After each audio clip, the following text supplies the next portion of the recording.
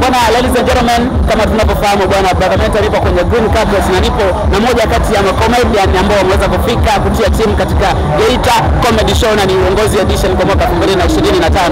Kwa kaka, poa vipi? Mambo yanasonga kabisa. Na kuona umekula kikofia fulani hivi cha kizamani.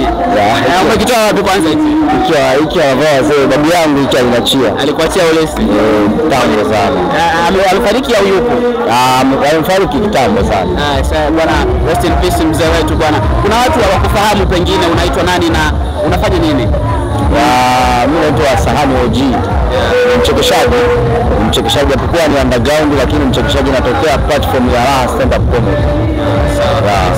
Bwana, nafahamu kwamba huku tumezoea kuona majukwaa haya ya comedy yakifanyika Mwanza na kwenda sehemu zingine, lakini kwa huko Geita kuja kanda zingine huku za Ziwa hajawahi kufahamika. Lakini wewe hili jukwaa limeletwa kwa ajili yenu ni comedian. Hili jukwaa la Geita Comedy wewe unaliona vipi na umelipokea vipi?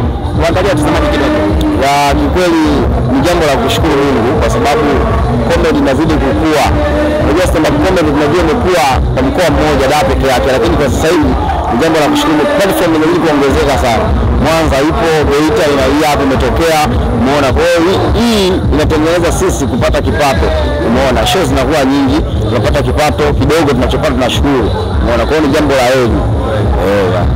Sawa kabisa. Naamini kuna vijana wengi ambao wanakutazama kwenye mitandao ya kijamii, wanatazama hata pia comedian wengine nje na wewe na wanatamani kuingia kwenye soko la comedian. Ni siri gani ambazo ungependa kuwapa ambazo hawazifahamu kwenye comedy, kwamba wakipita kwenye step 1 2 3 nipe siri 3 tu ambazo ungependa kuwashirikisha na vijana wengine ili waweze kufika sehemu nzuri kama wewe ulipo?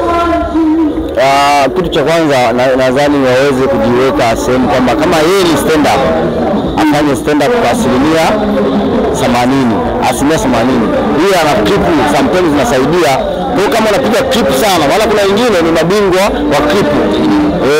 Kuna moja kati ya interview niliwahi kumsikiliza comedian kutoka Geita, Shafii, aliweza kusema kwamba hizi stand up comedy ni ngumu kuliko zile comedy za kwenye clip za kutengeneza za kushoot. Alisema kwamba ni ngumu kuliko nini? Stand up comedy ni ngumu kuliko zile za clip. Wewe kwako wewe tunafahamu ni comedian, unaona vipi hili kwamba stand up comedy ni ngumu kuliko hizi za clip, au wewe kwa upande wako imekaaje? Hiyo kikweli kwa upande wangu Shafii iko sawa kwa sababu stand up ni ngumu sana. Yaani stand up ni aina ya comedy ambayo ni ngumu sana kiukweli. Na yani kuna wapo masuperstar wengi wakubwa, sawa, ambao watu wanawajua na wanawasupport, lakini kwenye stand up hawawezi hata kidogo. Ndio maana mara nyingi wakuta wakipanda wanapiga stage play kidogo, wanagusa anaachia, lakini stand up kwa kweli ni ngumu sana.